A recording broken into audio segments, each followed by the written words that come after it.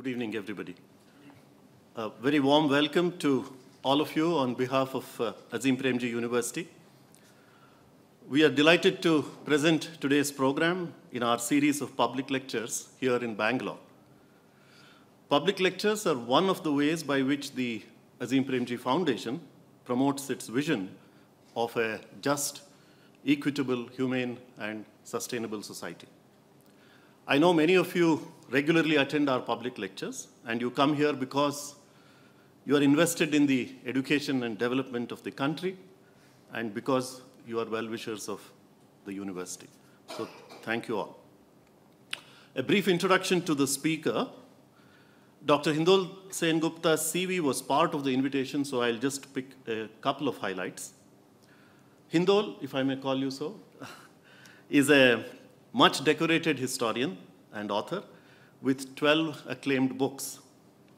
Numerous awards have come his way, including the Wilbur Award for Being Hindu and the Value of Words Prize for The Man Who Saved India. His biography, Sing, Dance and Pray, which I guess is about Srila Prabhupada, earned him the Kalinga Literature Festival Prize in 2022.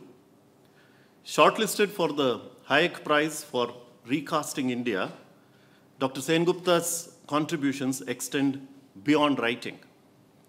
He read South Asian history and politics at the University of Oxford as a Chevening scholar and studied at Columbia University as well. About the lecture. At a time of global conflict and increasing mental health challenges, Dr. Sengupta will interpret the Ashtavakra Gita for us and discuss how to achieve radical peace. Sri Ramakrishna, Ramana Maharshi, and Dr. S. Radhakrishnan, among others, have extolled the redeeming power of this happiness Gita or godless Gita, godless because of the Advaita, as some have called it. Thomas Byram, in his introduction to the book, The Heart of Awareness, says, when everything has been said and all else falls silent, the Ashtavakra Gita begins. The central ideas of the text are about asangatva, which is detachment, ekatva, which is universal consciousness, maya, which is delusion, and the observer, which is the sakshi bhava. It is simple, but not easy. And perhaps that was the reason why Sri Ramakrishna taught this text only to Vivekananda among all his students. Our public lectures follow a format where we have the speaker deliver the talk, and then one of our team members from the university engages the speaker in a short conversation.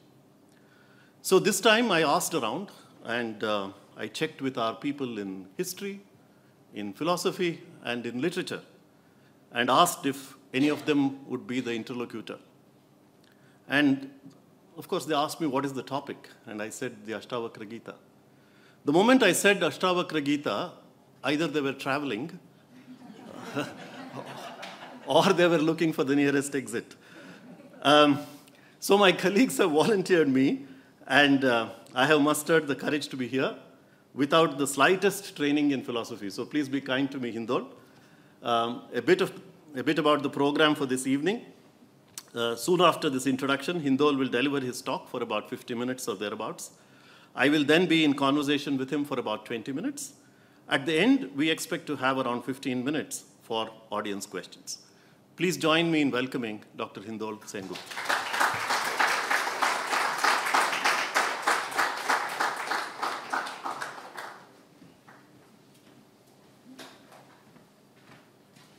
Good evening, ladies and gentlemen. I feel like those professors. I too should have said I was traveling. Big mistake, big mistake. You know, unknowingly one makes these mistakes in life. I'm actually thrilled to see a house full on a topic like the Ashtavakra Gita, only in Bangalore, only in Bangalore. You know, I'm absolutely thrilled and delighted. Before I go into what I want to talk to you about, I want to set a context of why I do what I do. Why should I want to write about the Ashtavakra Gita? Not too many people know about the Ashtavakra Gita. Presumably, therefore, sales will not be high. Most people don't want to engage with the text. They think it's too dense, so they escape. So why would I do this? And I want to explain to you that the fundamental reason that I do my work is, especially this kind of work, is there is a fundamental problem in India. The fundamental problem in India is that even though we are going through an age where a lot of people talk a lot about the Indian Renaissance, the new age of India, India will rise, our texts are better, this, that, and the other. In my 10, 15 years of doing this kind of work and, as a historian, I have found that very few people actually read the texts. So often, even the polemical conversations are a derivative of social media and not having read a text. This is a fundamental problem. There is another problem. When I wrote my book a few years about Swami Vivekananda, some people told me, why don't we just tell people to go read Vivekananda? That's amazing. If everybody went and read Vivekananda, I dare say, we wouldn't be the country that we are. The fact is, very few people go to the source and read it. Not just because that's heavy and takes time and energy and, perhaps a certain context and training, but also because, and this a lot of young people ask me, in the many lectures that I do, okay, fine, so Vivekananda said this. What does it mean to me?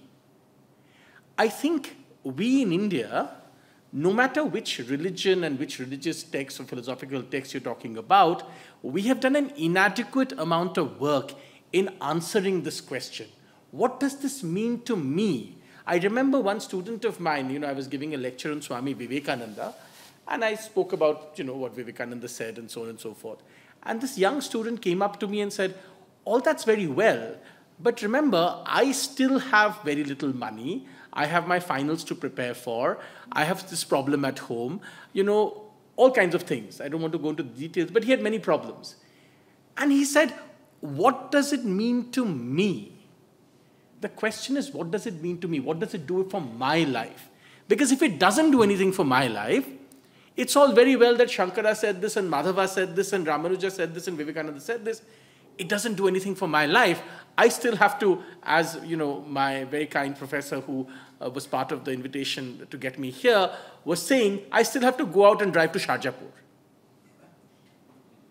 And that would be a test for everybody, including perhaps Raja Janaka and Ashtavakra. Right? I am being facetious, of course, but you understand the deeper context I'm trying to explain. What does it do for me? So therefore, I have written a book on the Ashtavakra Gita because I read the Ashtavakra Gita at a particularly difficult time in my life, and I'll give you all of that context in the talk. But first, about the Ashtavakra Gita.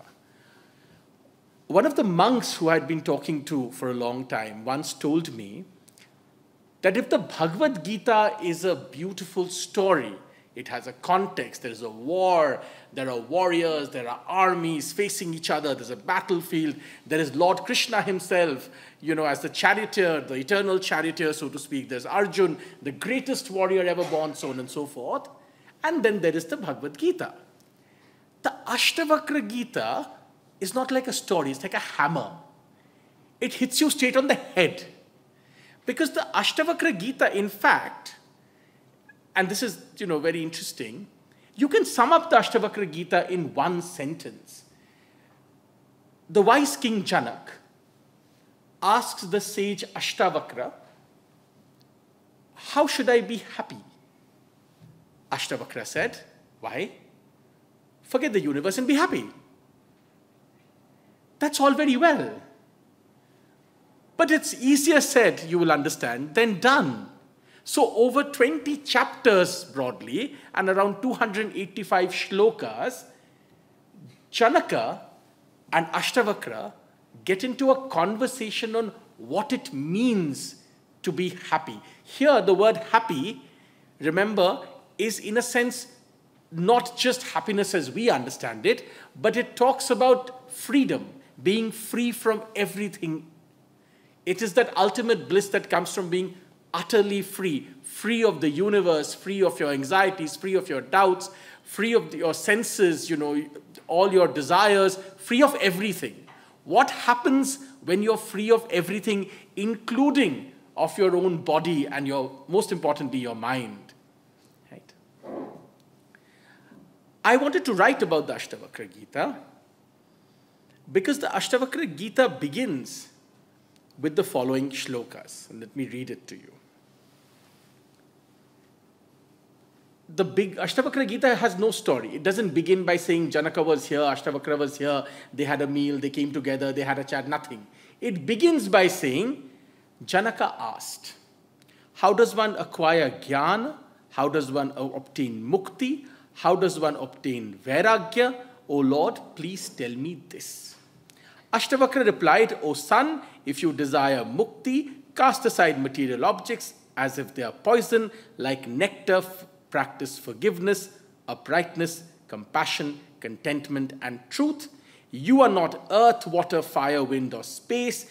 Your Atman is a witness. For the sake of mukti, know that form consists of consciousness. If you separate out of the body and seek refuge in the consciousness, stabilizing yourself there, even now you will become happy, serene, and free of bonds. All very well. When Sri Ramakrishna told Narendranath Datta, who later became Swami Vivekananda, to read the Ashtavakra Gita, Naren flipped through it and came back and said, what is this rubbish? The Brahman is this, the Brahman is that, the pot is the Brahman, the clay is the Brahman, this is the Brahman, that is the Brahman. How can I believe this? Remember, he was a Scottish church educated, Enlightenment young philosopher. And a very valid question. What happened after that is very contextual to what happens when you read the Ashtavakra Gita with care. Narendranath Datta was touched on his hand by Sri Ramakrishna, and he describes that in that moment, he felt everything disappear. All his doubts, all his anxieties. Now, you may think this is one incident which perhaps has been, spoken about too much, hyped, and so on and so forth. But something similar happened to Paul Brunton. When Paul Brunton came to see Ramana Maharishi, he came with a list of questions. What will happen to the world? What will happen to the war? What will happen to disease? What will happen to... There was a whole litany of questions. When he came before Ramana Maharishi, many of you would know Ramana Maharishi didn't speak too much. He was often silent. Paul Brunton describes that for a long time the master was silent. Then he turned his head, opened his luminous eyes. Many of you would know Ramana Maharishi's luminous eyes from the images you have seen, and looked at Paul Brunton. Paul Brunton describes that in that moment he felt he had no more answers. And he had no more questions, He had no more questions, and there was no more answers to receive. All of that had melted away. His questions had melted away. His desire for answers had melted away. The Ashtavakra, reading the Ashtavakra Gita is a bit like that. If you read the Ashtavakra Gita again and again, Ashtavakra is telling the wise King Janak, it's neti, you keep eliminating things from your world. Your mind, your senses, your desires, what you wish for, everything. And there's this wonderful thing in the Ashtavakra Gita from where, many of you may use this, but it comes from the Ashtavakra Gita. The rope as a snake. That you see the rope, but you think it is a snake. Therefore, everything that you experience in the material world and with your senses, which are also part of your material world, is essentially the rope. You think it is the snake. Let me tell you a funny story about this. I said this when I was writing the book to another monk. I hang out a lot with monks. And I told a monk about this and said, I found the story amazing, and how this rope and snake. So this monk told me another story about snakes and Sri Ramakrishna, and I want to share that with you. It so happened that there was a snake, a king cobra as it were, and a monk was passing by. And the king cobra raised his head and, hissed at the monk. The monk got very angry and just scolded the snake, saying, what kind of behavior is this? you have to elevate your life so that your next birth, your life becomes a higher life form until you're freed from the chakra of rebirth. But the behavior that you're showing, I don't have much hope for you. So the much scolded snake slunk away. A week later, the monk came by again and found that the snake had been really beaten black and blue, and said to the snake, "This is very strange. You're a king cobra. Who can beat you like this? You have the ability to kill people in seconds." So this time the indignant snake spoke back. It said, "What do you mean? You are the one who gave me a long lecture saying you mustn't do this, you mustn't do that, lower life form, higher life form. Now you're saying," and that's what I did. People came and attacked me. I never hissed at them. I never did anything. They beat me up. So the monk turned to him and said, to the snake, and said, "I told you not to bite, but I didn't tell you not to raise your hood and hiss." Now, this was a very disappointing story for me to hear from a monk when I was explaining to the monk what I understood of the Ashtavakra Gita, as you would appreciate. However, monks do what they do. The moral of the story in this was that even in the story of Sri Ramakrishna, of the monk and the snake, even attaching ourselves to the moral of that story would be considered attachment in Ashtavakra, as far as the Ashtavakra Gita is concerned. We may hear that story and read that story and think it's an incredible story coming straight from a spiritual master, but attaching too much importance even to the moral of that story would be considered attachment as far as Ashtavakra is concerned, because Ashtavakra is saying, if you attach too much importance even to a moral from life, know that life itself, in a sense, is an illusion. And this rang really deep with me, because there is a personal reason why I got into the whole Ashtavakra story in the first place. When COVID-19 happened, for a long time, we were thrilled as a family that we were safe and, we had got our shots and so on and so forth. And, we seemed to have escaped the brunt of the COVID-19 journey. Until my father had a terrible fall. And when my father had a terrible fall, I realized for the first time that old adage was true, that sons never really become adults until they've seen their fathers bleed. Because only when I saw my father's blood-soaked body did I realize what life and death was really about. And for the first time, truly, I felt that adulthood had reached me. Seeing and contemplating the death of a parent is a very, very interesting thing. You never know how you will respond to it until it actually happens with you. I had a tumultuous period of, responding to that crisis, which is when I turned to the Ashtavakra Gita, which used to be at my bedside, and I would read it every day. Every day I would go to the hospital, because subsequently my father, it was discovered because of the fall, had got a C1, C2. Some of you who are doctors would understand what is known as a hangman's fracture, a C1, C2 non-union of the vertebrae, which usually kills a human being, and which is impossible to operate on, especially at the age of 79, which is when he had it.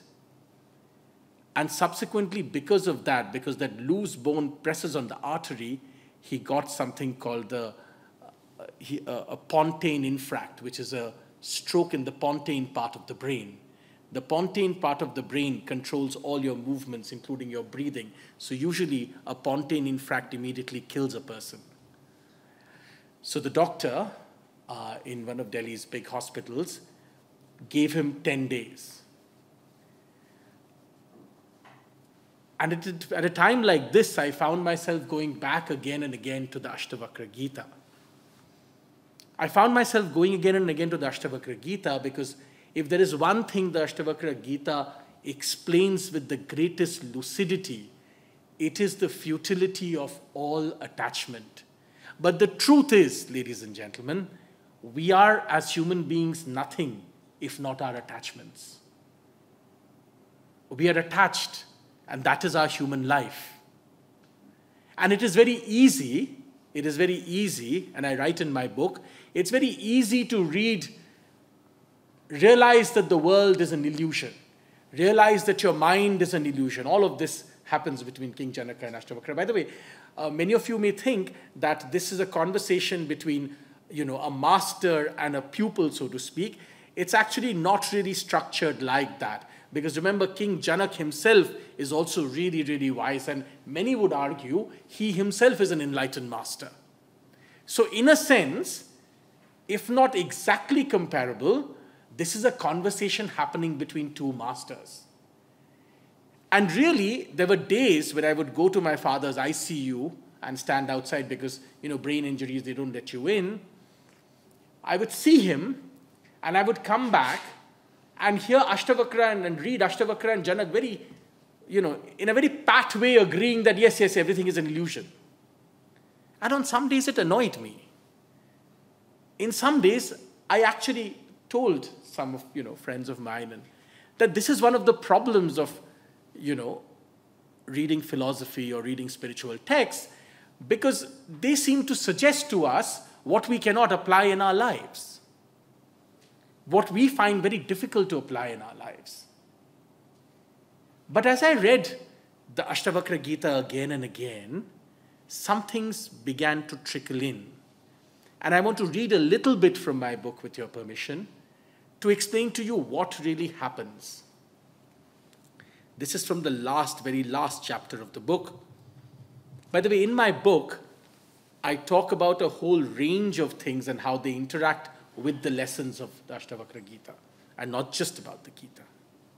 The last chapter of my book is called Sitting Quietly Doing Nothing.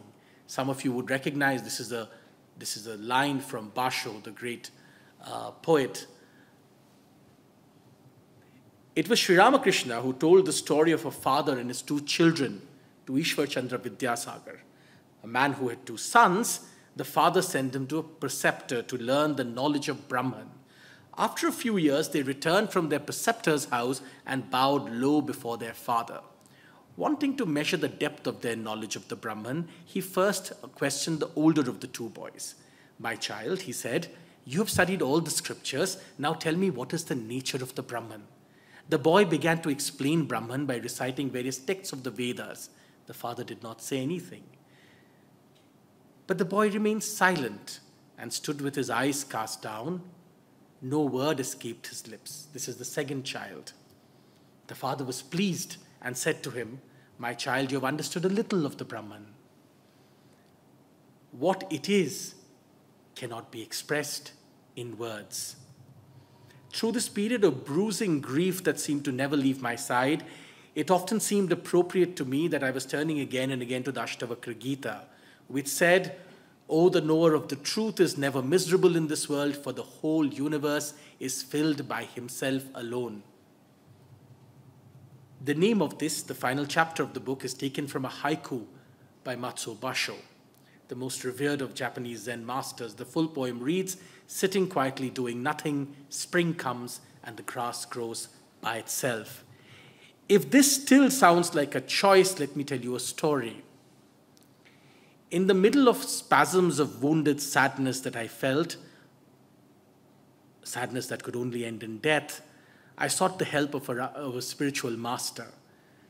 The monks of the Ramakrishna mission, who I revered, only taught in congregations. So broken was I that I felt I needed individual attention, someone I could work with one-on-one. I had been referred to by someone whose sincerity of approach to an inner life I trusted. I went to meet this master. For the first time, when I went, the master looked at me and asked, "Why have you come so late?" I found myself weeping, and the tears would not stop. I had planned to go again and again, and it seemed that the master had imagined that I would return regularly. But something even stranger happened.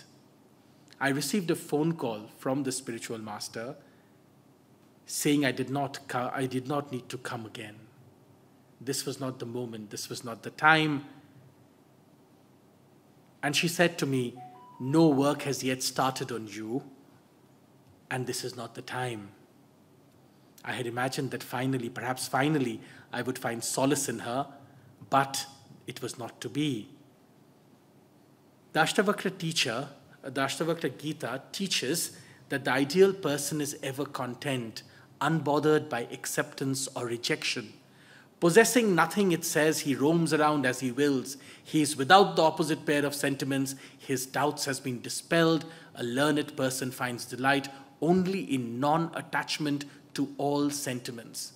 Whether he is a beggar or a king, a person without desires is splendid. His intelligence is such that sentiments about good and bad have dissolved. Though he sleeps, he is not asleep. Though he dreams, he does not lie down. Though he is awake, he is not awake. A wise person is content in every step. He doesn't desire moksha, nor has he obtained moksha. He is not anything, and nor is it that he is not anything. Even when he is agitated, he is not agitated. Even when he is in samadhi, he is not in samadhi. When he is dumb, he is not dumb. He is blessed because he is learned, but he is not learned. He is self-assured, a state that is like liberation. I had been abandoned, though, despite these great lessons from the Ashtavakra Gita, even in the quest of a very personal salvation. I had imagined in my grief a renunciation of sorts would liberate me, but even that had been turned out to be another kind of bondage. It was the Ashtavakra Gita that showed me that even my quest to find a spiritual master, in the moment when I was confronted with my father's death, was itself an act of bondage. And in seeking that bondage lay one more of my very human mistakes. And it is only by reading the Ashtavakra Gita that I understood that even when faced with your own parents' death, seeking spiritual solace and, in a sense, trying to find a crutch in a spiritual master is a different kind of bondage. Now, this is terribly difficult to understand or comprehend unless you've experienced this yourself. This is rejection at a very, very personal core. This is abandonment at a very personal core. This strikes at the very sense, at the very, deep roots of our very self. Now I was utterly alone, surrounded by the sheer absence of sound I had never thought was possible. The world around me had quietened. I felt an aloneness that I had never felt before. It seemed like the removal of all things. But what remained? When Mary Oliver, one of my favorite poets, felt alone, she went to the woods. Mary Oliver wrote, "I too have known loneliness. I too have known what it is to feel misunderstood, rejected, and suddenly not at all beautiful. O Mother Earth, your comfort is great. Your arms never withhold. It has saved my life to know this. Your rivers flowing, your roses opening in the morning, O motions of tenderness." Susan Green, a meditation teacher in Princeton, once spoke about the correlation between Mary Oliver's poetry and the profound wisdom of the Ashtavakra Gita. She picked up Mary Oliver's one poem and spoke about how it contains nuggets and reflections of the non-attachment and the wisdom of non-attachment that the Ashtavakra Gita teaches. And that poem of Mary Oliver is called "I Am Not the River." It says, "I'm not the river, that powerful presence, and I'm not the black oak tree whose patience is personified. I'm not red bird whose a brief life heartily enjoyed, nor am I mud, nor rock, nor sand, which is holding everything together. No, I am none of these meaningful things, not yet." As Green correctly pointed out, This is pregnant with the echoes of the Ashtavakra Gita. What is the Brahman? It's neti neti, not this, not this. The Ashtavakra Gita declares, I am established in my own glory. What is dharma? What is karma? What is artha? What is discrimination? What is duality? What is non-duality? I am established in my own glory. What is the past? What is the future? What is the present? What is the region? What is eternal?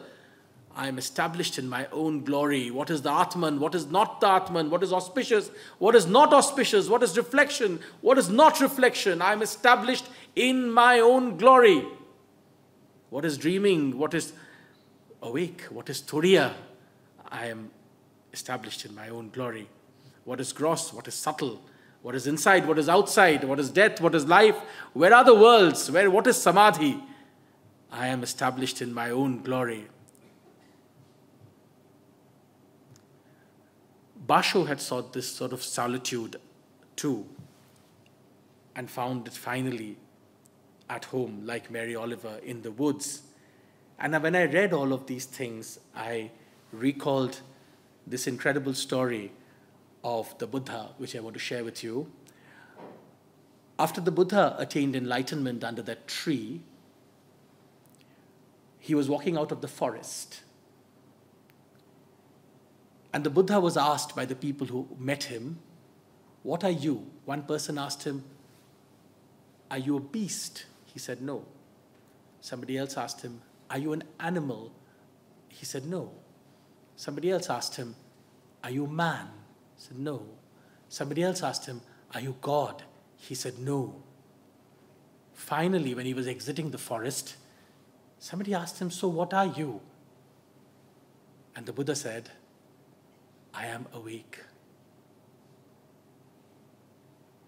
And this so profoundly spoke to me as I was reading the Ashtavakra Gita in the moments of this turmoil, that perhaps we seek salvation always in bondage, whereas we ought to perhaps seek it in simply being awake. And that truly spoke to me. And I wondered why this doesn't come easily to us. You know, I follow this great Ramakrishna Mission master who gives a lot of talks, Swami Sarvapriyananda. Many of you may have seen his talks on YouTube. There is this one talk where he talks about the Drigdrishya Viveka, another great book. And he talks about how there's this man who went to a spiritual master and said all these problems and stuff. And the master said, see, this is the problem. You are unhappy because you are attached to all these anxieties in your mind. The man went away, came back a few days later, and said, Master, I am thrilled. I have left behind all the anxieties. I have understood this is all attachment. Now I am supremely calm. The master said, see, this is the problem. You are you are absolutely attached because you're calm. The moral of the story is, whether in calmness or in anxiety, to be attached to the notion of being anxious or being calm is where the problem lies. But why are we not able to get to that phase? Why are we not able to reach that phase? Swami Vivekananda told a story. Suppose a carriage is drawn downhill by 4 powerful horses, and you're the rider in that carriage. It is so easy to go down the hill, but suppose you restrain the horses, hold them back with such strength that the horses want to gallop. And then there is the hill which is rolling down, but the carriage is standing still. Consider that silence, consider that meditation. There is a downward hill, the horses want to gallop forth. You're holding back the carriage. That is your mind that shouldn't gallop forth. And he thought that was meditation, that was freedom. But this I obviously could not reach this point because I kept feeling the carriage of my grief coming tottering all over me. And I read the Ashtavakra Gita, which said a person may be empty inside, but outside he wanders around as he wills, as if in a deluded state. Such a state can only be known by those who are like him. I can see many of you here who are parents. Many of you perhaps have children. So you will understand that when I looked at my parents, especially my father, the infirmities I felt with a certain new gaze descending upon me, and my own duties and concerns, in a moment, and I share this with great guilt, I felt this was restrictive in my life. My duties towards my ailing father, this was my bondage. I had to be free from these duties. And yet, just the thought of that filled me with great, impossible to endure guilt. That such a thought could come in my mind filled me with distress and unhappiness. And I turned again to the Ashtavakra Gita, which said, there is no doubt that your form is truly that of pure consciousness. The universe arises within it like waves in the ocean, to be devoid of anxiety. But my duties had become a burden on me. The reason I was failing to do justice to them was not because, as I understood, I was not making enough effort, but, and here's the interesting learning, that other learning that I really gathered during this moment of great turmoil. It is not because I was not doing enough for my father or my parents that I felt this desire to shed all my duties and run away. It is because I was not spending enough time to really free myself in my mind so that I could perform my duties without attachment. This is a hugely contradictory thing, and perhaps I will never do justice in explaining this. But I really felt, and this is something that perhaps can only be felt, that if only I could bring that silence in my mind that the Ashtavakra Gita was so telling me about, if I could bring that freedom in my mind, I would be able to really do justice in my performance as a dutiful son to my ailing father without the attachment.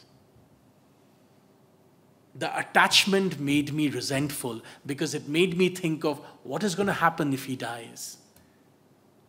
What will be my future? How much grief will I feel? How much abandonment will I feel? Am I doing enough to balance out what he had done for me? But the Ashtavakra Gita taught me that there is no such moment. You can never do enough. This moment will never come. And right at the end, in spite of many, meditative practices and, many other efforts to quieten my mind, it was finally the Ashtavakra Gita that showed me some path. The Ashtavakra Gita asks, who is the doer? I was the doer. I was taking care of my parents. I had ego in that. It was me finally who was doing something for my father, who had always done things for me. Who is the doer? Who is it that enjoys and who suffers? When there is no action, what is the throbbing? Since I'm always without my own nature, what are the direct fruits? And in this I found my lesson, that all things in the end must come to this nothing but the truthness. I realized what the Ashtavakra Gita felt like finally was not a sermon, was not great sagacious advice, was not words of wisdom from a master, but it felt like the only thing we are deep within concerned about. It felt like coming home. It felt like returning home. I'm very connected to the ISKCON movement, and Srila Prabhupada said, we must all finally return to the Godhead. Our final destination is to return to the Godhead because our home is only with the Godhead. The Ashtavakra Gita felt like coming home. But as we all know, the choice to return home is always fraught with indecisiveness and peril. But no matter what our choices, home is there somewhere waiting within us. The Ashtavakra Gita allowed me to feel that even though my choice of accessing home or not was fraught with peril, home was there. It was within me, and it was waiting. the Ashtavakra Gita asks, what is Maya? What is samsara? What is attachment? What is detachment? To me, who's always sparkling, what is the Jivatma and what is the Brahman? And even these questions have limits to their usefulness, for it ends by saying, what exists, what does not exist, what is unity, what is duality, in this connection, what is the need to speak a lot? And I want to focus a little bit on this, but let me finish. Who can really understand this? Who can really understand why we cannot stop speaking a lot? One of the people who I have been fascinated with and read a lot and saw a lot of his lectures was Jiddu Krishnamurti, a man, again, extremely concerned with freedom. So as I was reading the last lines of the Ashtavakra Gita, which asks, what is it that stops us from stopping to talk? I saw a video of the last lecture of Jiddu Krishnamurti, the last public lecture he ever gave. And this is what happens in that video at the end, as he finishes his lecture. And it made me think, what then stops us, you, me, all of us? If this is so easy, if the Ashtavakra Gita exists, if our flawed lives exist, if it is so easy to understand this, what keeps us from being wise? Why are we still so flawed? Why are we still so attached? Why are we still so burdened? Why are we still so unwise? What stops us? When the sun set on his last public lecture, Jiddu Krishnamurti asked his audience in Chennai, do you want to sit together quietly for a while? All right, sirs, sit quietly for a while. But already, behind his low-rise stage, one can see people starting to get up immediately. Some even walking out and leaving, some chattering. Some even cross the camera recording and bump into it, blocking the view for a couple of seconds. Jiddu Krishnamurti himself is quiet, his white wavy hair moving just a little in the breeze, his eyes watery as if from tears as he raised them heavenwards. He then asks, may we get up and go now? Immediately the crowd jumps to its feet. Slowly, sir, slowly. Don't, he says. And as I ended the Ashtavakra Gita, and as I saw this video, I was reminded of what the Buddhists call the monkey mind. The Hindus talk about. Swami Vivekananda was very concerned about this whole monkey's business, right? Perhaps at the end of it all this wisdom exists, all this freedom can be accessed, and yet it can only be accessed if we can sit quietly for a moment. As Basho had wanted us to do, if only we can sit quietly and do nothing. And in that, I realized, play the greatest lessons of the Ashtavakra Gita, freedom perhaps would only come to those who can sit quietly for a moment and agree to do nothing in a world so concerned all the time of doing everything. Thank you, ladies and gentlemen.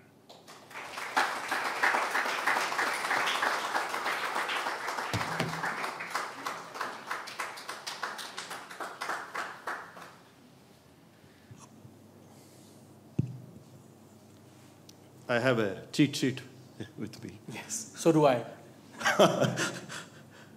So let me start with a personal question. Yes. Okay. Yes, certainly. You are considered as one of the most exciting thinkers on Hinduism currently. To be a public intellectual in a world where interpretations of Hinduism can sometimes be even very wild, how does this responsibility sit with you? Drawing from the lessons of the Ashtavakra Gita, I'm not taking the responsibility, I'm letting it be. No, let me give you a fun answer and a serious answer, right? The fun answer is that, look, we are in a world where anything can be extrapolated on anyone, anytime. I have written books which are, whatever, 600, 700 pages, and I had people take photographs of one sentence and fought with me on Twitter. I mean, we're in a meaningless world in that sense, right? There is only, anybody who creates anything, not just write books, anybody who creates anything can either take the entire burden of responsibility of how it would be interpreted upon themselves, or they may humbly, say, as we say in Hindi, karvad, with folded hands say that, look, my point of view is limited to what you find in my work. Now, if you want to extrapolate and you want to project other things upon it, then that I am not going to answer on that. I can't. It's impossible. Anybody can read anything. That I write on Hinduism itself can be questioned by some people and said, oh, but why not on something else? But there is no answer to such questions, right? So I think the only thing one can do as anybody who creates anything is to be honest to their own art and craft and be honest to what they have produced. So I am honest to every word I have written in that book.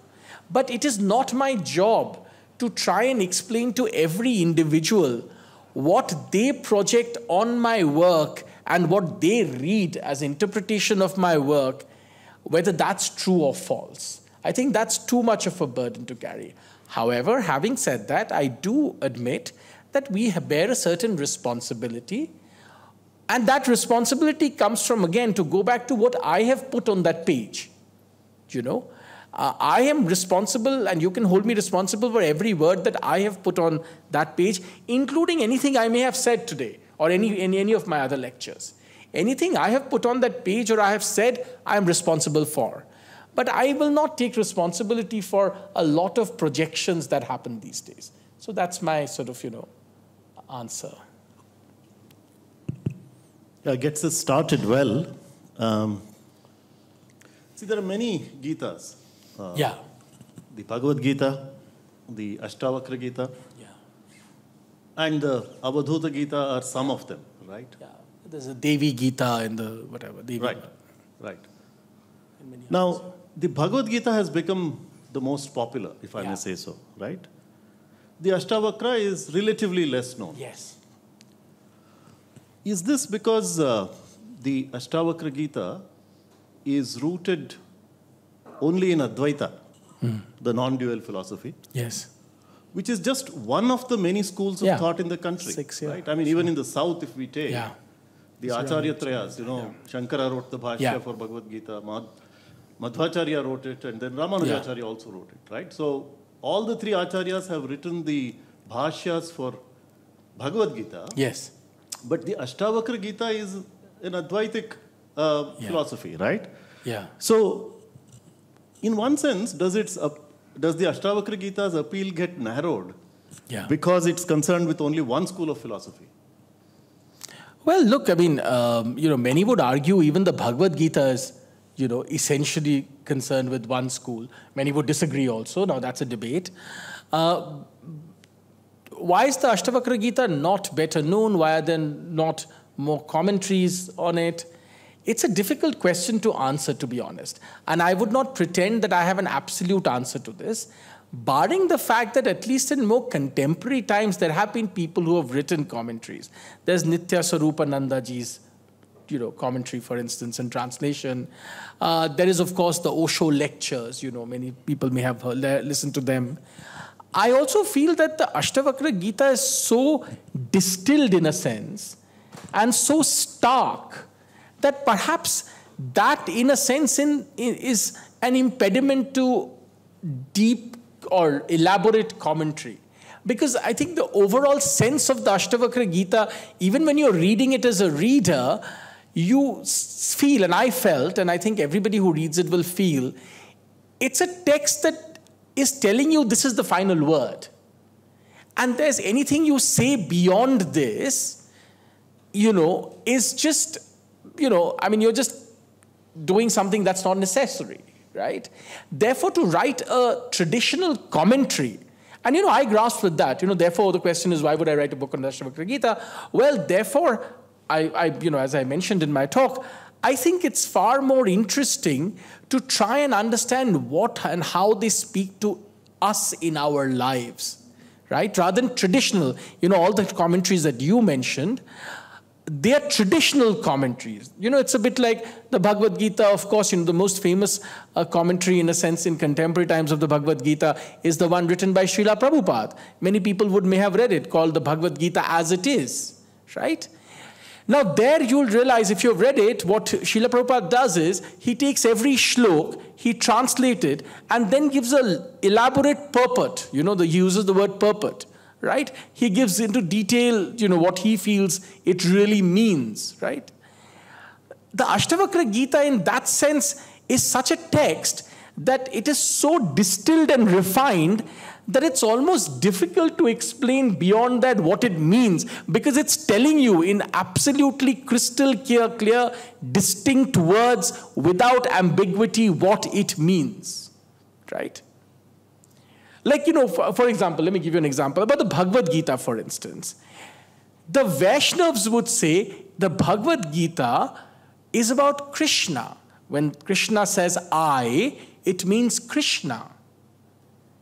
Some others, from a different approach, would say no. When Krishna says I, it means the Brahman. It means the divine, right? The unexplainable divine. Whereas the Vaishnavas would say, no, Krishna means Krishna. The Lord is telling you directly, it's me. Why would you extrapolate and say, no, it's the Brahman, right? Anyway, there is the Brahman, the Paramatma, and Bhagwan, right? This is Bhagwan himself saying it is me.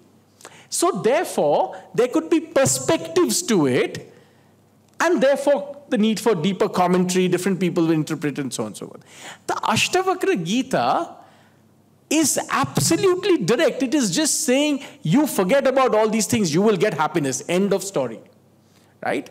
So in a sense, that could be an impediment to traditional commentary. Now, why, if this is the only answer, no, I don't know. Right? But this could be, in my opinion, one of the answers.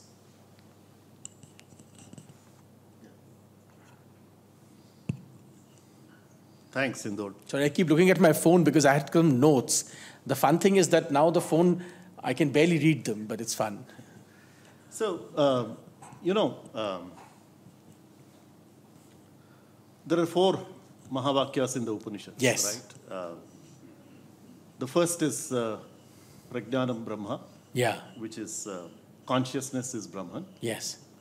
The second is Aham Brahmasmi, which is I am Brahman. The third is Tattvamasi, which is thou art that. That, yes.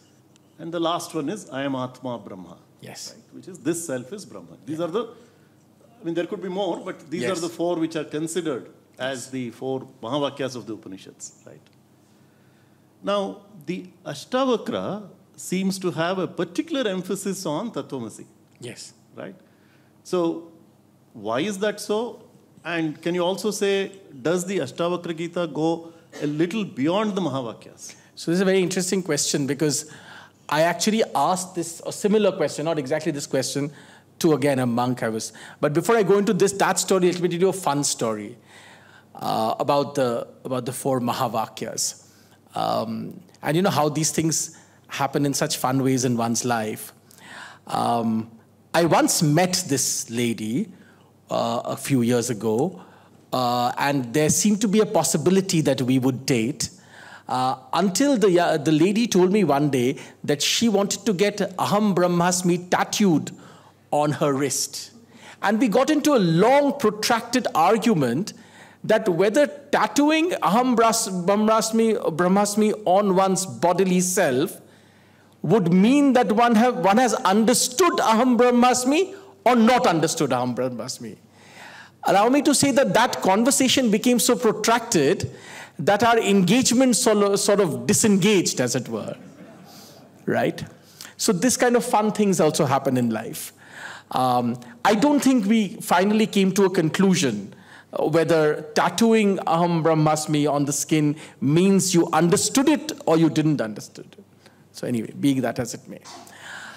To go back to the question you asked, like I said, I asked a question like this to somebody, again a monk, and something very interesting. And it sounded funny at that time, but let me say this to you. And later on I thought that that's probably true. The Ashtavakra Gita is basically saying go beyond Vakya. So don't look to me for any Mahavakya, because I am going beyond any Vakya. So in a sense, it is considered to be the most distilled wisdom of the Upanishads, because in a sense it seeks to go beyond everything, beyond any expression. One of the wonderful parts of the Ashtavakra Gita is where it says, I prostrate to myself. Who do I bow to? I bow to I, because there is nothing else. There is no universe. There is no my mind, and there is no something else. There is no other, right? So it seeks to go beyond any sense of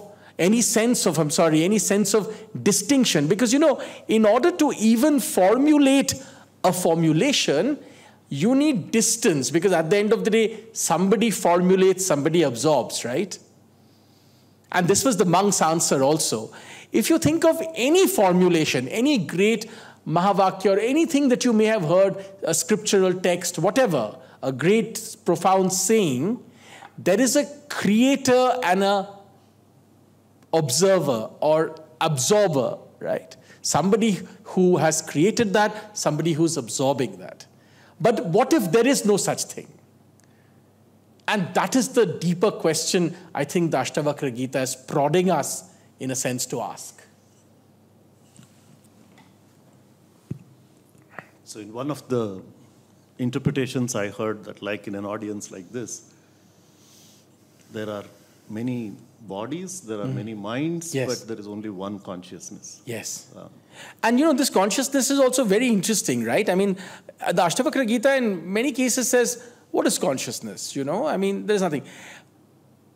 Now, and people who follow this, of course, you'll know, for a long time, there's been research on this, on what is known as the heart problem of consciousness. David Chalmers, famous phrase. What is the heart problem of consciousness? We have still not cracked that, because a lot of people would say, scientists would say, there is no consciousness, right? At least we haven't understood. And monks would say, well, you thought there was no gravity until, there was gravity, right?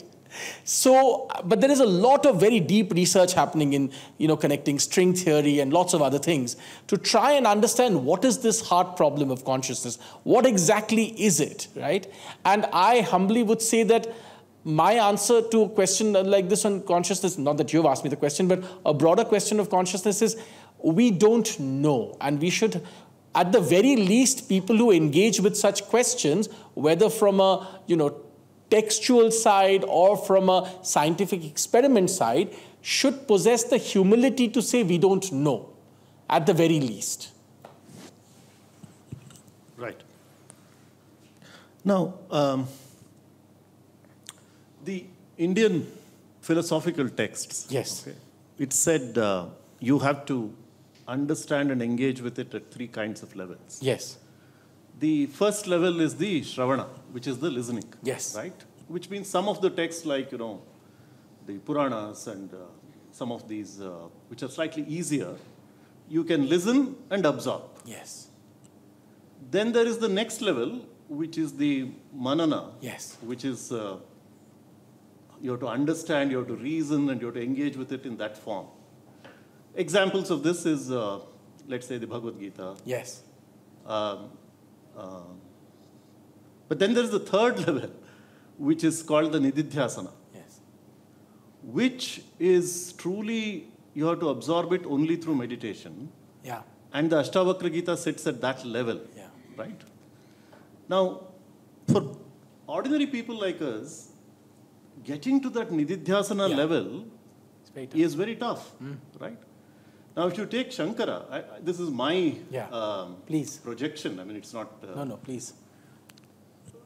when he looked at the Prasthanatrayas, which is the Bhagavad Gita, the Upanishads, and the Brahma Sutras, he distilled that essence to the Bhaja Govindam, right? Yes. So when he writes the Bhaja Govindam and he talks about, Satsangatve, Nisangatvam, Nisangatve, Nirmohatvam, Nirmohatve, Nischalatatvam, Nischalatatvam, Jivan Muktihi, right? Now, when he says that, it is rhythmic prose, right? Yes. And for that generation, that society, that was possibly a way of bringing dense philosophical text into easy reading or easy absorption, right? Yeah. Does the world of AI, which is your topic, Yes. give us any such hope with the Ashtavakra Gita? No, absolutely. I'm hoping that people like me will do a lot of this kind of work, and AI will basically steal all our work and train a large language model, and it will one day churn back all of our words at us in a different format. We will all lose money and remain poor, and somebody else, Sam Altman, will become rich. By the way, Sam Altman famously tweeted, I'll give you your answer, but just as a funny anecdote, Sam Altman a few days ago also saw on Twitter, everybody's very excited because in 2022, Sam Altman tweeted, they were doing a session on Twitter asking Sam Altman, tell us something that most people don't know or don't understand. And his answer, or one of his answers, was the Atman is the Brahman, in those words.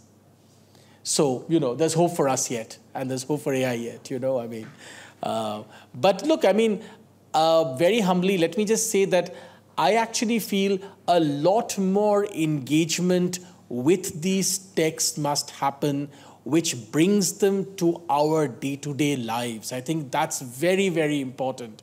I feel that my parents' generation had a sort of simple faith that my generation and people younger than me have lost. My mother just believes. She just has this belief, and she knows that, things will be okay. And oddly enough, no matter what has happened in her life, things have been broadly okay. Now, I'm not suggesting that there is any miraculous connection or anything like this, but I'm just saying there was a certain practice of everyday connection to a deeper consciousness that we have lost. Allow me to give you a very practical example of this. I always tell audiences which are younger than me, think about it. In my parents' generation, no matter what happened in our lives, we had money, we didn't have money, somebody was ill, something, I was failing in mathematics examinations, whatever was happening, whatever tragedy was happening in my lives, and I was not being able to crack IIT or whatever, the fact is my father always took 5 minutes to do a little aarti before he went out to work, no matter what was happening in our life. My mother would do a Sandhya Puja for 10-15 minutes, no matter what was going on in our life. No matter who was coming to visit us, there was a certain rhythm of engaging with a deeper purpose. People would go to their neighborhood. I have seen my uncles, while going out to work, there would be a neighborhood temple, they would just skip in, ring the bell, to prostrate themselves, say a mantra and go. With my generation and younger, that connection is broken. And I genuinely feel if you create a society where any connection to a deeper, higher purpose or consciousness, I'm not even using the word God, in keeping with the spirit of the Ashtavakra Gita, any deeper connection with a higher purpose is broken, that society cannot be sane. It is not possible. This is my humble submission. Human beings have to have even the slightest touch of a higher purpose, of a higher consciousness, to use that word, right? If everything is only material, then that society is doomed. And a lot of the, people keep telling me, a lot of my audiences turn around and say, oh, we are in a mental health crisis, especially, in America when I do tours and stuff, mental health crisis, opioid crisis. It's interesting that a lot of this kind of crisis will happen when you're broken away. This is not just about Hinduism, right? Look at Christians. My friends who are Christians, their parents, no matter what they did, they would go to church on Sunday for half an hour. This generation is not there. So unless you have some deeper moral higher purpose, if you break that, that's why I feel we cannot do what, the great masters, we don't have the poetic ability and so on and so forth. What we can do is humbly try to bring all of this into the context of our deeply flawed lives. We have deeply flawed lives. We are deeply flawed human beings. And yet, there is redemption possible for us if we are able to bring this wisdom in some small form into our everyday lives. It has to be, it's not just about, I live in Delhi, where everybody, whenever you tell them about anything, they say, "Main to Rishikesh ja raha hu." "Main to Haridwar ja raha hu." That's all good. You can go to Rishikesh and Haridwar. But we have to find the answer. Ob Rishikesh, Haridwar se aap wapas bhi to aayenge. You're going to come back to Gurgaon, right? And Noida and Delhi, right? What then? So it has to happen in our existing flawed life, in the contours of that existing. It cannot be one more escapist crutch, ki main Haridwar ja raha hu, right? It has to happen every day in our lives. And therefore, we must create processes to bring this knowledge and see how it applies to our lives. Sorry, I'm a bit passionate about this, so I don't want to, Wonderful. About 2,500 years ago or thereabouts, the best of the Roman Empire at that time, right? And Marcus Aurelius was the Roman emperor. Yes. Stoicism was Yes. the philosophy that they adopted. He was mentored Yes. by Antoninus and Catullus and many others, right? The Janaka here, Yes. in some sense, had the benefit of a mentor mentor may not be the word, but at least a dialogue partner like Ashtavakra, right? There are lots of parallels between Stoicism and the Ashtavakra Gita. Take non-attachment, for instance, right? The very fundamental, and that's a great question. And this is how I think with questions like this, we have to find common ground between cultures and texts and ideas, right? Absolutely. The Stoics fundamentally believed that non-attachment was a great idea, right? Now, you may, a theologian here would say, but did they exactly mean non-attachment the way we mean it in the Upanishads? Those are, I think, splitting hair, right?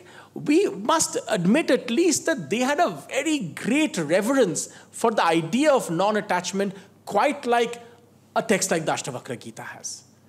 Deep attachment to non-attachment, so to speak, right? Or deep reverence to non-attachment, right? So that's one clear, and there are others, of course, but that's, to me, a striking commonality. Yeah. Among the many principles, one of them is they are us and we are them, right? And that's in Stoicism. Okay, I am now going to set of 5 rapid-fire questions. So you're Karan Johar style. I don't think there's ever been a rapid fire on Ashtavakra Gita, but okay, chalo. Theek hai, ye bhi sahi hai. Okay. So the first one is, who would you rather be, okay? Arjuna receiving the Bhagavad Gita from Krishna, or Janaka receiving the Ashtavakra Gita from Ashtavakra, or the common man who received the Avadhuta Gita from Dattatreya? You have to choose from the 3. The first 2 seem so arrogant for me to even claim. I don't think, certainly I would not, claim that I would ever even be able to be Raja, Janak or Arjuna and whatever. I guess, therefore, the common person, in all humility, I must admit that the common person is the only thing that I can be. So, yeah, that's my answer. Second, okay. Yeah. Of course, your book is something you would like every one of us to read. But if you were to... One lives in hope. So, if you were to recommend one other choice, okay, would it be Thomas Byram's Heart of Awareness, or Nityaswarupananda, whom you referred to, or the Osho lectures? You have to give one of the 3. I think Nityaswarupananda. Nityaswarupananda also because, again, Nityaswarupananda's book, if you read, the translation is very lucid. It's very lucid, it's very simply done, but it's powerful. Also, I think because the Ashtavakra Gita is very thin and it's very short, A lot of people see that Nitya Swarupananda's book and feel that, okay, theek hai, ye to uthai leta hu. This I can manage. Without really realizing what it is, but, they feel that, okay, this is manageable. But I actually feel that the Nitya Swarupananda translation is quite, is very nice. But of course, if people don't want to read and they want to listen, the Osho lectures are interesting, you should. And if people only want to read in English with the context of the West, of course, Heart of Awareness is good. But I would suggest Nitya Swarupananda. Third, one of the most memorable lines in J.K. Rowling's books is, yes. For the prepared mind, yes. Death is the next big adventure. Yeah. You have any such in your book? No, so there's one in the Ashtavakra Gita. I alluded to it in my lecture. At the end of the Ashtavakra Gita, it ends by saying what is unity, what is disunity, right? And then it goes on to say what is this, what is that. And then it says, what is therefore the need to speak about all this? I find that really powerful. That, in a sense, it goes beyond, as I was saying, it goes beyond even the idea of philosophizing about these things, right? It essentially tells us that either you know and experience this in your life, in your heart, in your soul, whatever you want to call it, right? Or all this philosophizing and talking and whatever is meaningless. It does nothing. It's again a different kind of attachment. You need to feel that freedom and that's it. So I feel that is quite interesting. Okay. Now, if we look at a few other texts, okay, and I'll just pick three, okay? Yeah. Let's take Nietzsche's, Beyond Good and Evil. Yeah. Or Sartre's Being and Nothingness. Or Montaigne's The Complete Essays, right? I just picked three. Which of these comes closest to the Ashtavakra Gita in terms of its sweep and depth? So, if I may, if you'll allow me, I will choose the option. I'll take the Nota option because we're in election season, right? Allow me to take the Nota option, and I will place my own candidate into this mix, right? I actually think if you really, this is a very interesting question.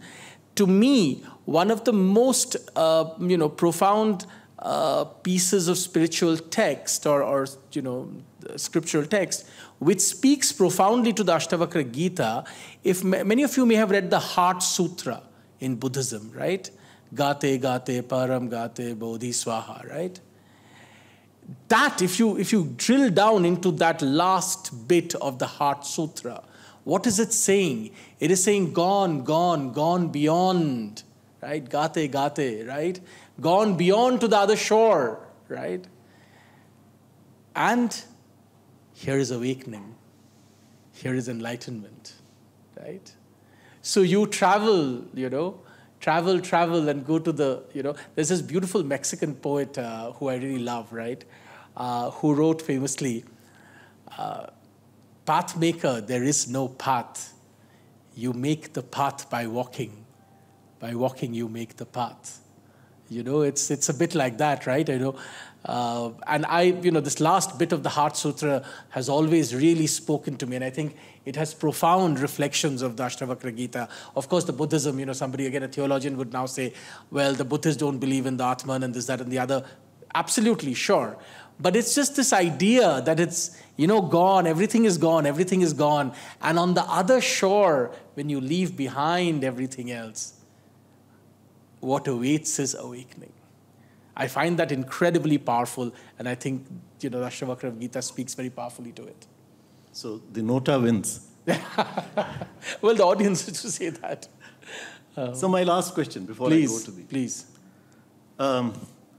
If there is one person yes, for whom, I'm talking about world leaders, huh? Yes, for whom the Ashtavakra Gita should be mandatory reading in today's times. I have a list of three, but I won't ask you that list. I'll leave it to you to choose who needs it the most. No, can I please have a list? Because I know where all of this is headed. And this is coming from Delhi. My antenna is always up for, trip questions in election season, No, look, Who should read the Ashtavakra Gita among world leaders? Okay, let's take an example from current affairs, so to speak. I think, and I'll give you the reason also. I think Benjamin Netanyahu, right? Why? Because remember, if you read about Netanyahu, he actually, when he was in MIT, he used to call himself Benjamin Nit. Now, anybody who knows the history of that region, it's from that fabled Mount Nit, right? And his own philosophical understanding, which sort of then came into politics, comes from a very famous Judaic preacher called, I believe his name is, if I can remember correctly, I think it's Mendel Schkirchen or Kirshanun.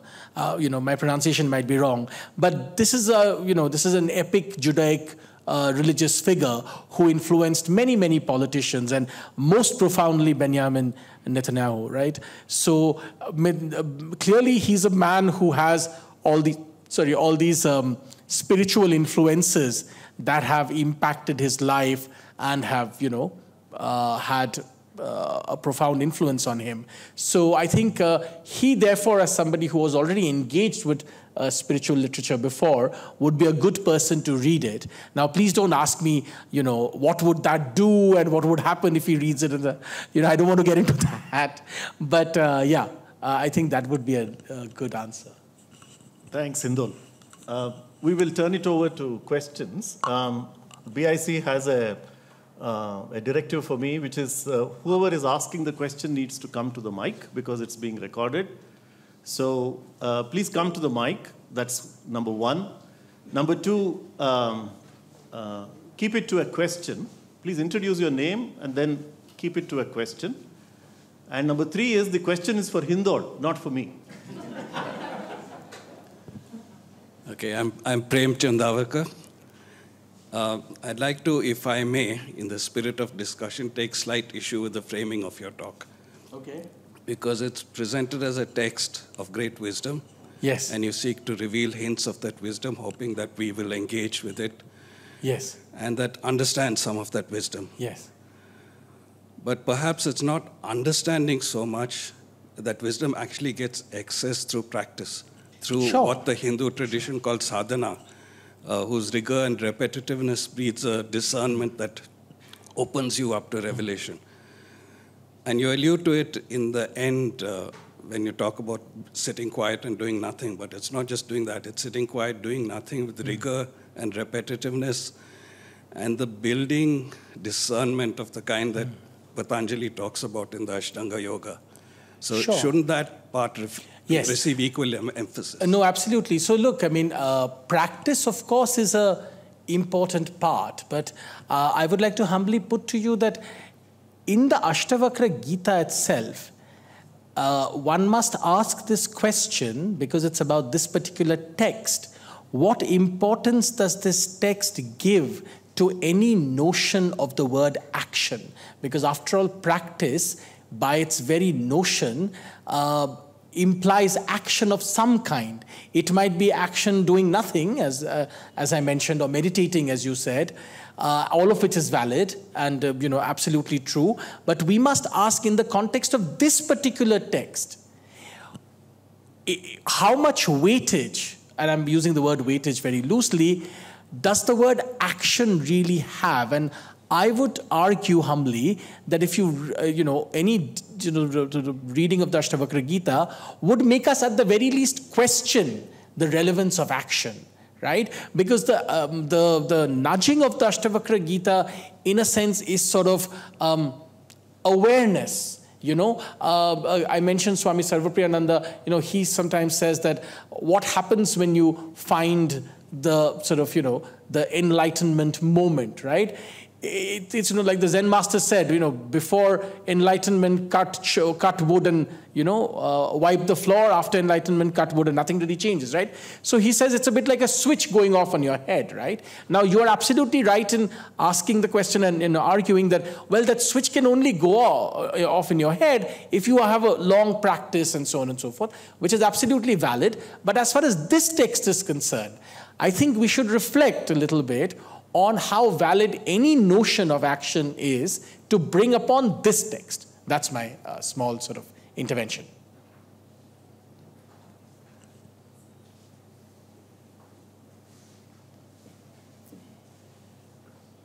Hi. So I'm Umesh. Yes. I work as a software engineer, and I studied in Hindi medium in Jharkhand. Okay. Oh. And we had. I was born there in Jamshedpur. Yeah, I saw. Okay. So I'm from Girirdi. Okay. Okay. So we learned, whatever little we learned, we learned it through Sanskrit. And there were some very good teachers. Yes. Who would go into the depth, not just the word and meaning. Yes. Okay. Now that is something that I find totally missing in my son's education. Yes. Even 2 slokas that they were teaching in school. Yeah. Guru Brahma and Sahana Bhavatu. Yes. That was stopped. Okay. So this is how do we get this, in our kids' education? So I have a very strong opinion about this, and I say this all the time on every platform. I'm really grateful that you brought up this topic. It is very sad that politics in our country has taken away many real treasures away from us, right? Learning Sanskrit, and I'm not suggesting every child or every person will become a great Sanskritist, not at all. I am just saying fundamental understanding of Sanskrit. I don't write books in Hindi, but I know how to read Hindi. I don't write books in Bengali, but I know how to read Bengali. A fundamental understanding so that you can read the text. I'm not even suggesting you'll read the Bhagavad Gita in Sanskrit, you'll understand every word and, take the entire purport and, whatever. But at least you can read it in the original. That is a must. That much education of Sanskrit in schooling is fundamental. All notions of India's cultural rise is meaningless if we don't do this. We must. At the very least, children must be able to read our text in the language in it was written. You may say they may read it and still not like it. That's fine. Am I reading every great Hindi writer? No. Do I know am I an expert on every Premji book? No. But at least I had the choice of reading Premji in Hindi and understanding and, taking part in the joy that is Premji, at least to a degree. I may have not read everything and so on and so forth, right? At least somebody who knows Bengali can read Tagore in the original. May not read everything that Tagore wrote, but something. We must teach Sanskrit at a fundamental level for at least, I say, till class 6 or 7 in our schools, at the very least. And I say 6 or 7 because that's how we learn third language, right? I had Hindi till class 8 in Calcutta. Bengali was my second language. We had option third language. So you could choose German or French or whatever. My parents said, we are in India, we are Indians, you must learn Hindi. So I learned Hindi. It was till class 8, right? So up till class 8, Sanskrit should be a must. It should be mandatory. So I completely agree with you. I'm saying it is not a must. Okay, no. As parents, what are the efforts? Okay, can we do it outside? Yeah, there are lots of institutes. Okay. There are tons of institutes that can teach children. I would like to know about that. Yeah, sure. Thank you. Please connect with me on LinkedIn or something. I'll send you some links. Yeah? Yes, the young. Oh, we don't have, one second, because this is also getting recorded. We don't have gender balance at the moment. We must have enough women asking. Yes, the lady there. Thank you, ma'am. Please. Sir, can we please allow the lady and then we'll come to you? Because at the moment we really don't have enough gender balance. Yes, please. It's an observation. While everybody, you talked about Ashtavakra saying that what is the relevance of the speech, what is the relevance of the action, yes. Go beyond the speech and go beyond the action. Correct. But Ashtavakra himself had to speak, had to use language. Sure. And most of, whether it is Osho or Jiddu Krishnamurti, they have to use language as an action to get it to the masses and make the other person understand. Yeah. So this is something which we need to understand. No, because absolutely. When somebody says, go beyond something, it doesn't mean literally. No. So I just want to make one point. I think you are absolutely right, but I think we're talking about two different things. Allow me to explain how. One is Ashtavakra and Janaka discussing how you attain enlightenment, right? They are not discussing whether you wish to spread the word after enlightenment or not. And allow me to give you the example of Sri Ramakrishna and Vivekananda. Vivekananda had told Sri Ramakrishna, I know the answer. I am looking for Nirvikalpa Samadhi. You are asking me to go and do this, that and the other. Why should I engage with all these people? Don't understand anything. Why should I engage with them? I have found the answer. I want Nirvikalpa Samadhi. I am working for it. Sri Ramakrishna told him, why are you so selfish? You are not, just because you have found something, you don't want to be of service to mankind. That's why, when the Ramakrishna mission was created, Swamiji said that you will find God in service, right? So absolutely. But as far as the text is concerned, I think they are only discussing how, or the method, or the, way or path to understand enlightenment. Obviously. Yeah, because both of them did not sit in silence and then, sort of say this is the thing. Correct. Because many a times, I think, what we need to understand is, I always say this. Sure. I'm a psychiatrist by profession. Sure. So you talked about mental health. Yes. And many a times we talk about, you need introspection. Yeah. You need to do the work. The mental health professional or the counselor is only a milestone. Yes. You have to do the journey. The person doesn't do the journey. The person, so whether it is Ashtavakra or Janaka, whoever it is, yeah, the person who's listening, but needs a board, a mileage stone. Sure. And a person who shows the path, and many a times it can be the lectures, it could be the spiritual discourses. Yeah. Or sometimes, as you said, it could be silence following a lecture. Yeah, and to this, I can only say to you what Sri Ramakrishna said, Joto Mot Toto Pot. As many as there are ways and thoughts and ideas, that many are paths to attaining the divine. So sure, absolutely. And I think we would have just... Okay. About atheism, I expected something, but it didn't come. That's a whole different... Yeah, please. Good evening, sir. Good evening, sir. My name is Atul. I'm here working in Space Research Organization. Okay. Actually, my question is, long time humanity has undergone so many changes. Yes. We have seen the Renaissance, like there were movements of reformist and revivalist. So in today's context, what I see, I take the example of a common man. You choose anyone of my age, he is confused, a little bit confused. What is happening with them? One side Aristotle or Socrates, this side Ashtavakra or some other thinker, Osho, Buddha, and this side, and in front of me, my boss is there. So actually, so in that case, what we think, sometimes we think that we have to be moral, we have to be ethical, we have to be honest. Yes. And at last time when I'm get confused, what happens? Like sitting idly, doing nothing, and means doing whatever you are assigned. You are not using your mind. Whatever you have been assigned, you will do that work. There is a line also. अब सौंप दिया इस जीवन का सब हार तुम्हारे हाथों में, हर जीत तुम्हारे हाथों में है, हार तुम्हारे हाथों में. Correct. So my question is, sir, in today's context, how we should learn and understand and act in such a way that this Ashtavakra Gita what is your name? All about. What My is your name is name? Atul. Huh? My name is Atul. Atul. Yes, sir. So Atul, may I humbly say to you, of course, there will always be tons of stuff, right? There is only one filter, in my opinion. What is having impact in your life?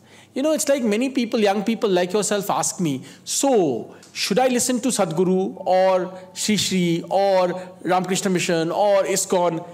There is no final answer to these things, right? You have to ask the question, to give the examples that you cited, is Aristotle having a better impact in your life, or is Ashtavakra having a better impact in your life? If you feel Aristotle, if you read, it's having a better impact in your life, you're becoming calmer, you're becoming more productive, you feel better, you feel more energized, then so be it, right? But at the end of the day, the first filter, see, what is Bhagavan, what is Paramatma, what is Brahman? It's a long conversation, right? Let's not even get into all that. At a very fundamental level, you have to ask yourself, what is making your life better, right? And begin there. Then the path will emerge. And the concept of detachment. Just one. There's a lady waiting there.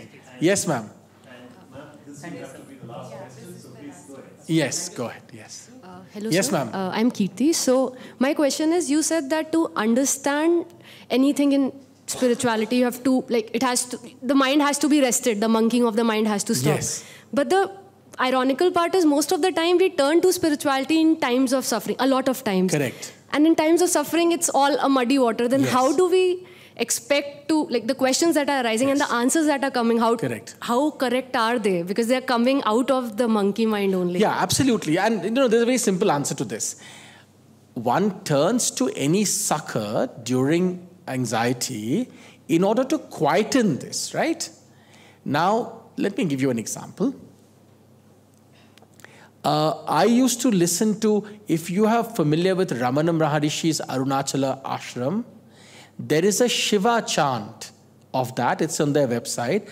It just goes on saying Arunachala Shiva, Arunachala Shiva, Arunachala Shiva, right? I used to find that extremely beneficial when I went through periods of extreme stress or crisis, right? What happened? It didn't give me, it's not like an injection, right? It doesn't go in and give you, okay, this is the answer. Anxiety 1, answer this. Anxiety 2, answer that. It basically allows you to calm your mind down. It has a calming effect. And I'm using the word calming, or calm in a very loose sort of way. But essentially, it sort of brings your heightened sort of self into a more static self. It calms you down so that, and many gurus would say this, the answers emerge from within. Many meditation practitioners would also still tell you this, that whenever they are stressed, when they meditate, the answers come from within. They seem to feel that, okay, this is the answer. It's not like somebody comes and tells them or they read in a book. The answer emerges from within, right? But at a very fundamental level, reading or listening to something allows you to bring down the tempo of that monkey mind. So that's the step. That's step number 1, right? Yes. Okay. All right. Thank you. Thank you. So we are out of time. Thank you very much for being such a wonderful audience. Hindol, thank you very much. No, thank you very much. I'm very, very grateful to all of you. I really did not think, thank you. Thank you very much. Thank you. Thank you. I really did not think, only in Bangalore, right, on a topic like the Ashtavakra Gita, full house. Thank you very much, ladies and gentlemen. I'm very grateful for your time. Thank you. I'd like to thank Dr. Sengupta and Azim Premji University for bringing this session to BIC. Thank you to the audience for your time, interest, and questions. There are publications by Azim Premji University available for free subscription set up outside, so please do have a look. If you'd like to join the BIC WhatsApp community for a heads up on future events, there's a QR code that you can scan. Thank you and have a good night. Also, Sudhish, from the time he mailed me a few months ago, this has all happened because of him. Thank you very much, Sudhish. Thank you.